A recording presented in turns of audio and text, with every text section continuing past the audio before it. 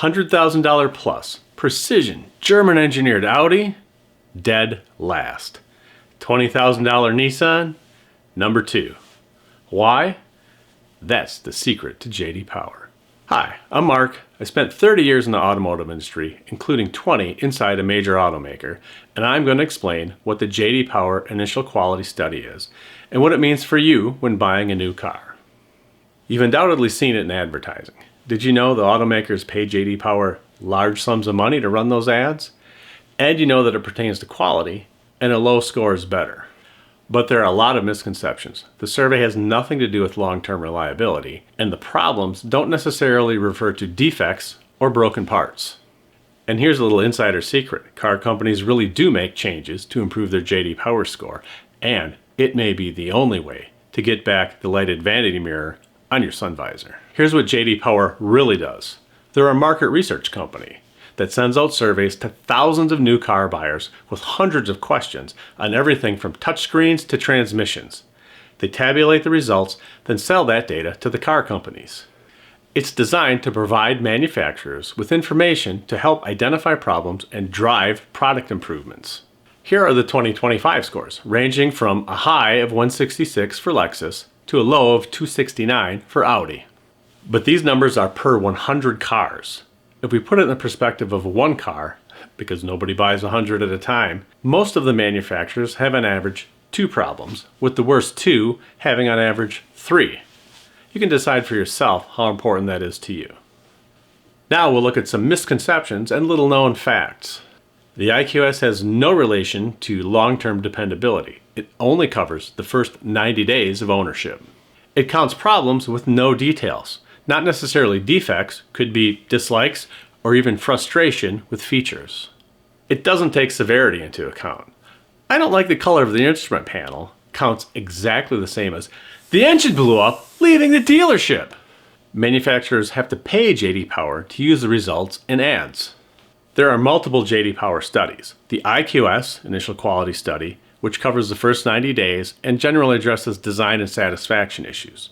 The VDS, Vehicle Dependability Study, which covers dependability at 3 years, and the Appeal, Automotive Performance, Execution, and Layout, which covers how much people enjoy their cars. Luxury buyers tend to nitpick more, which may lead to lower scores without more actual problems. People may complain about a squeak on a Mercedes that they would ignore on a Toyota. Although the Mercedes people will tell you, a squeak is not a thing which exists on a Mercedes. They don't survey everyone who buys a particular car, only some of the people. And this could lead to them randomly getting mostly people who love the car or mostly people who hate it. They acknowledge this up front, that there could be some error. Tech kills scores, whether it's a hybrid, an EV, or a complicated luxury vehicle. It's not even that the features don't work, it's often that people just can't figure out how to use them. They don't tell you how the problems are spread out. For example, you could have 100 people who all had exactly one problem. Or you could have 99 people who had 0 problems and one guy who had 100. Both cars would still score 100 on the survey. Here's what goes on with the info behind the scenes at the car companies. JD Power actually drives change inside the companies, more so than the internal surveys because JD Power is public.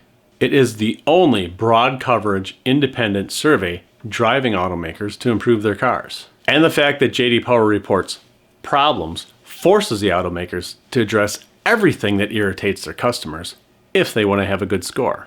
Car companies pay to use the JD Power results in their ads. The obvious question that raises is it rigged? The answer is no. First off, because it being rigged would destroy JD Power. But I have written engineering changes and spent money to fix JD Power issues.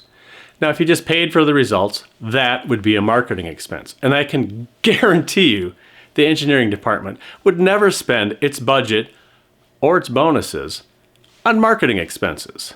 So no, it's definitely not rigged. Also, many car companies use JD Power results as a metric and tie it to bonuses. The report is condensed down to a single number that's easy to rank and compare for consumers. But the actual report is far more detailed. It has data on every vehicle line, the results of every question, and the actual comments that customers wrote in, called the verbatims.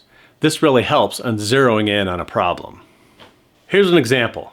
Hypothetically, if the marketing department decided to remove lighted vanity mirrors on the sun visor as a cost-cutting measure to meet their goals, complaining about it to the dealer won't get it back. Complaining about it on the company survey won't get it back. But complaining about it on the JD Power survey just might. At the very least, it'll cause a big fight between quality, marketing, engineering, and program management over whether or not it should come back.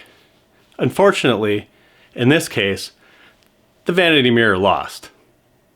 Hypothetically. And here's what you should look at before you buy. Always check the JD Power score on any vehicle or brand you're considering and make sure it's in the box, that is, close to all the other vehicles, including year-to-year consistency. If it's not, use your other research to figure out if it's something you're concerned about or not.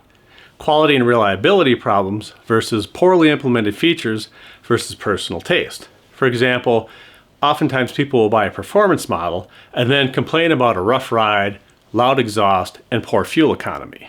To avoid the most initial issues, buy a car that's several model years into its life. If you must have the latest tech, remember there will be teething problems. The more complicated the vehicle and the more features it has, the more opportunities there are for things to go wrong, even if it's built to the same quality level as another vehicle. IQS measures initial quality, VDS measures dependability after 3 years, and Appeal measures how much people like their cars. You want to look at all three to get the maximum value from JD Power. And on the subject of sun visors, in one verbatim I ran across, the customer stated they couldn't see anything at all when the sun visor was down and we should make them adjustable. So that number one company may have just figured out a better way to explain how their cars work, especially those pesky sun visors. If you like this video, here's another one you'll probably enjoy. It's condensed down to a single number, and I forgot what I was going to say already, because I apparently have the fucking memory of a goldfish. Let's go. Let's go. Let's get up right in the maw. Right up.